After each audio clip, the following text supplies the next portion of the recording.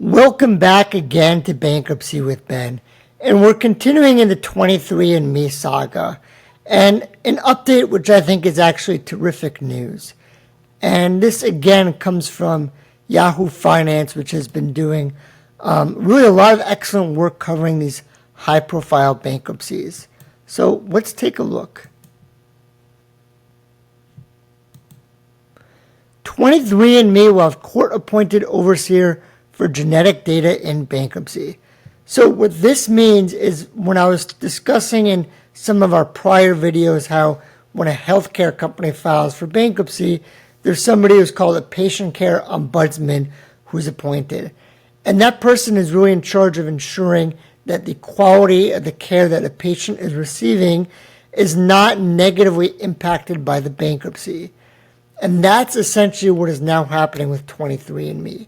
There's somebody who's going to be appointed who's overseeing the genetic data in the bankruptcy. So let's read this. Genetic testing company 23andMe agreed on Tuesday to allow a court-appointed overseer to take charge of ensuring customers' genetic data remains protected during the company's bankruptcy, settling a dispute with several U.S. states.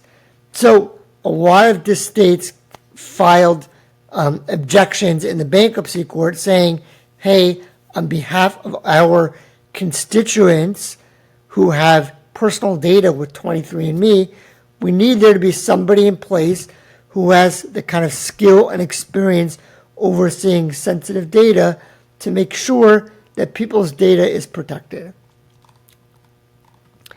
And again, those states had argued the company was not taking data security seriously enough. U.S. bankruptcy judge Brian Walsh approved the agreement at a court hearing in St. Louis, Missouri, ordering the appointment of a consumer protection ombudsman who will be empowered to review 23andMe's handling of customers' genetic information and its security policies. The ombudsman will also review any sale of 23andMe's business or data during the company's bankruptcy and report to the court about how any sale would impact customer data. Again, you have this person now who's going to be in the middle, in charge, making sure that things are actually protected. And that, I think, is very good and gives a lot of peace of mind to many people. 23andMe had initially proposed hiring a customer data representative who would have a more limited focus on ensuring only that a future sale of the company or its data complied with existing privacy policies. So again, 23andMe said, no, we don't really need all of that. Why? Well, in actuality, it's really two reasons. One, as we'll see in a second, is these ombudsmen do not work for free. There's a cost. And who pays the cost? The company pays the cost. So obviously they want to cut costs. If they were not, if costs were not a concern, they would not be in bankruptcy to begin with. In general, companies like to cut costs. Second of all, it's somewhat of an admission almost from them that we ourselves cannot do this responsibly enough. And we need somebody else to come in and take, not control, but kind of examine what we're doing. And maybe also that person might also find that things weren't always done as kosher as they should have been done.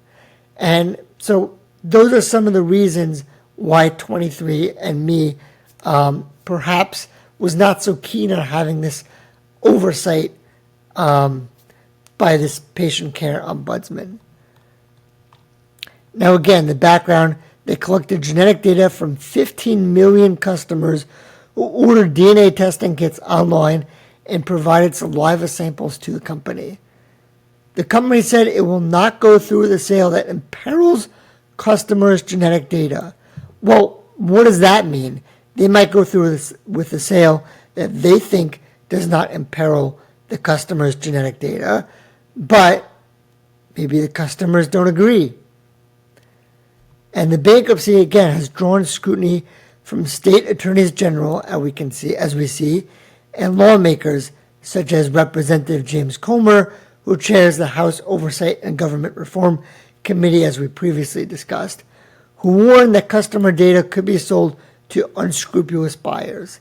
And that's the concern. And here comes the cost.